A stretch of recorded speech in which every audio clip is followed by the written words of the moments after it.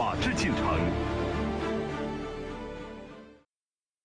2000년 연초 중화권 최고의 스타 유덕화의 콘서트 공연이 중국 심양에서 열리게 됩니다.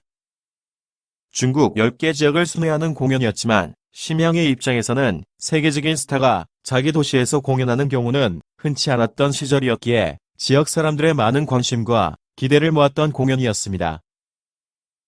하지만 유덕화에게는 평생 잊지 못할 공연이기도 했습니다. 그 공연 때문에 조직 폭력대에게 뺨을 맞는 치욕을 맛보았기 때문이었습니다. 사실 최초 공연 예정지는 심양보다 더 큰 도시였던 대련에서 열리기로 계획되어 있었지만 심양을 거점으로 하는 가양그룹의 유용이라는 회장의 적극적인 노력으로 심양으로 최종 결정이 된 것이었습니다. 이들 사이의 계약은 1999년부터 협의가 진행되어 200만 위엔에 진행하기로 구도 합의를 했었지만 추후에 유덕화가 홍콩 영화계에서 나무주연상을 받게 되면서 몸값이 올라가게 됩니다. 그래서 공연이 얼마 남지 않은 상황에서 유덕화의 소속 기획사 측으로부터 갑자기 300만 위엔을 지불해달라는 요구를 받게 됩니다. 이미 공연에 대한 대대적인 홍보를 진행하고 있었던 가양그룹의 입장에서는 울며 겨자 먹기 식으로 그 요구 조건에 응할 수밖에 없었습니다. 그렇게 공연 전날 유덕화가 심양에 도착하고 가양그룹 관계자들과 유용 회장이 그를 마중 나와 환영식도 열어주는 등 모든 일이 순조롭게 진행이 됩니다. 그런데 문제는 그 다음날부터 시작됩니다. 연이은 강행군과 날씨가 추웠던 심양의 기후에 적응하지 못한 유덕화가 감기에 걸려 몸 상태가 좋지 않았던 것입니다. 큰 병이 아니었기에 그렇게 공연은 시작되었고 별 문제 없이 공연을 마무리할 수 있었습니다. 하지만 공연장 귀빈실에서 공연을 관람하던 유용 회장의 신복 몇 명이 달려와 회장에게 보고를 합니다. 보고 내용은 원래 30곡을 부르기로 계약을 했는데 26곡밖에 부르지 않았으며 계약에 있던 팬사인회 역시 일방적으로 취소가 되었다는 것입니다. 사실 유용 회장은 이번 공연을 이용하여 자신이 어렵게 이뤄놓은 가양그룹의 이미지를 전국에 널리 알리기 위해서 많은 공을 들여 기획했던 것이었습니다. 보고를 듣고 화가 난 회장은 직원을 시켜 유덕화와 소속사 매니저를 자신의 방으로 불러들입니다. 공연을 마치고 휴게실에서 쉬고 있던 유덕화는 회장이 떠나기 전에 인사를 하려나 보다 하고 생각했습니다. 그래서 그는 회장의 방으로 들어가자마자 이렇게 초청해 주셔서 감사합니다 하며 악수를 청하였습니다. 하지만 회장은 손도 내밀지 않고 유덕화와 매니저를 환한 얼굴로 째려보았습니다. 어색한 분위기가 잠시 흐르고 드디어 회장이 입을 열어 보고받았던 내용이 사실인지를 추궁합니다. 그러자 소속사 매니저가 유덕화 씨가 감기가 심해서 부득이하게 고음 처리가 안 되는 내 곡은 부르지 못했습니다. 라고 사정을 이야기했습니다. 이에 회장은 여전히 불만 섞인 얼굴을 하며 유덕화 쪽으로 다가갑니다. 유덕화를 지키던 보디가드 4명 역시 본능적으로 회장을 막기 위해 다가서기 시작했습니다. 그 순간 옆에 있던 여러 명의 회장 신복들이 총을 꺼내 보디가드를 제압해버립니다. 그리고 얼마 지나지 않아 방 안에 철썩하는 뺨 맞는 소리가 크게 울려 퍼집니다. 회장이 유덕화의 뺨을 사정없이 때렸던 것입니다. 유덕화의 보디가드들 역시 머리를 겨누고 있는 총 때문에 옴짝달싹하지 못하고 그 모습을 눈뜨고 바라만 봐야 했습니다. 이에 그치지 않고 회장과 부하들은 소속사 매니저에게도 발과 주먹으로 폭행을 가하기 시작했습니다.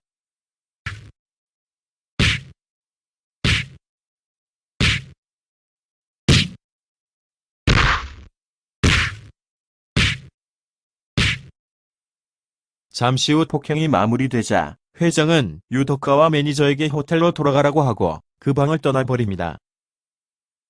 어안이 벙벙해진 유덕화는 울분을 참으면서 보디가드와 매니저를 따라서 그렇게 그 자리를 떠나 호텔로 돌아가게 됩니다. 1961년 생인 유덕화가 불혹의 나이에 생면부지의 젊은 회장에게 뺨을 맞다니 정말 어처구니 없는 일이 아닐 수 없었던 것입니다. 더욱이 그 회장 역시 유덕화와 거의 비슷한 연배로 보였던 것입니다. 실제로 그 회장은 유덕화보다 한 살이 더 많았다고 합니다. 그렇게 하루가 지나고 그 다음날 오전 회장은 소속사 매니저를 다시 자기 회사로 부릅니다. 매니저가 방으로 들어서자 회장은 150만 위엔을 송금했으니 홍콩으로 돌아가라고 합니다. 매니저는 순간 겁은 먹었지만 그래도 투철한 직업의식으로 300만 위엔인데 150만 위엔만 주시다니요 하며 주고 들어가는 목소리로 반문을 합니다. 그러자 회장은 유덕화가 반신불수가 되어서 홍콩으로 실려가길 원하면 300만 위엔을 다 주겠다고 협박을 합니다. 이 사람들이 정상적인 사업가들이 아닌 것을 눈치챈 매니저는 그렇게 호텔로 돌아와서 유덕화에게 자초지종을 말해주며 빨리 홍콩으로 돌아가기 위해 오후 2시 비행기를 예약하자고 합니다. 그리고 비행기표 예약을 위해 호텔방에 있는 전화기를 들었지만 이상하게도 모든 전화기가 먹통 상태였던 것입니다. 이를 수상히 여긴 유덕화 일행은 호텔방 주위를 살피게 됩니다. 그러자 어제 보았던 낯익은 회장의 신복들과 수상한 사람들이 주위를 포위하듯 어슬렁거리고 있던 것이었습니다. 세상 경험이 많은 유덕화는 심상치 않음을 직감하고 그 당시 중국에서는 귀했던 핸드폰을 가져오라고 합니다. 그리고 바로 홍콩 지인에게 연락을 취합니다. 그 사람은 바로 우리가 잘 아는 영화배우 임다라였습니다. 사실 임다라의 친형이 홍콩 경찰국의 고위 간부였기 때문에 위급한 상황이니 도와달라고 전화를 했던 것입니다.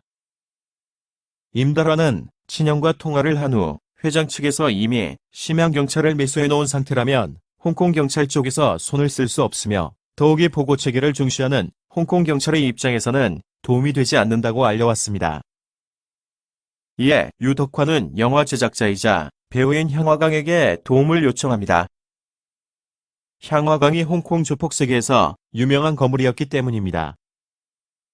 하지만 향화강 역시 비록 자신이 홍콩 조폭 세계에서는 이름이 있지만 심양은 너무나 먼 곳이라 연고가 없는 자기가 직접 나서도 해결이 안 될 것이라고 말합니다.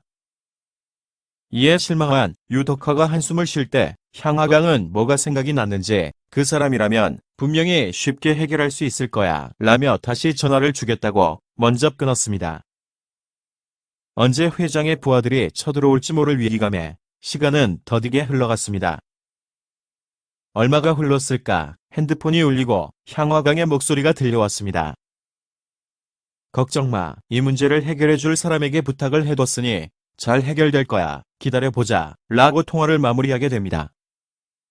그 시각 유덕화를 손봐주기 위해서 부하들이 안팎으로 감시하고 있던 호텔로 회장이 찾아옵니다. 그리고 부하들에게 상황이 어떤지 묻습니다. 뒤에 밝혀진 사실이지만 비록 회장이 공연 비용을 50% 지불했지만 가만히 생각하니 자신이 계획한 공연을 엉망으로 만든 유덕화가 자신을 무시했다는 생각에 이렇게 그냥 보낼 수가 없다고 생각했답니다. 한마디로 부하들을 시켜 크게 손을 봐주려고 했었던 것입니다. 유용 회장에 대해 미리 말하자면 심양 지역의 정치거물, 경찰 간부, 경제계 인사들을 모두 손에 넣고 있던 조폭 두목이었던 것입니다. 그의 전화 한 통하면 심양에서 처리되지 않는 일이 없다 라는 말이 나올 정도로 굉장한 거물 중의 거물이었던 것입니다. 이들이 유덕화를 손보기 위해 작전을 짜고 있을 때 갑자기 회장의 핸드폰이 울립니다. 한참을 통화하더니 운전기사에게 마중 나갈 사람이 있으니 공항으로 가자 라고 말하고 떠나더라는 것입니다. 그리고 저녁 6시경에 회장으로부터 호텔을 지키던 부하들에게 전화가 옵니다. 유덕화 걔네들 그냥 보내줘라 라는 말만 하고 전화를 끊더라는 것입니다. 그렇게 유덕화 일행은 급하게 비행장으로 이동하여 홍콩행 비행기표를 끊어 무사히 홍콩으로 돌아올 수 있었다고 합니다.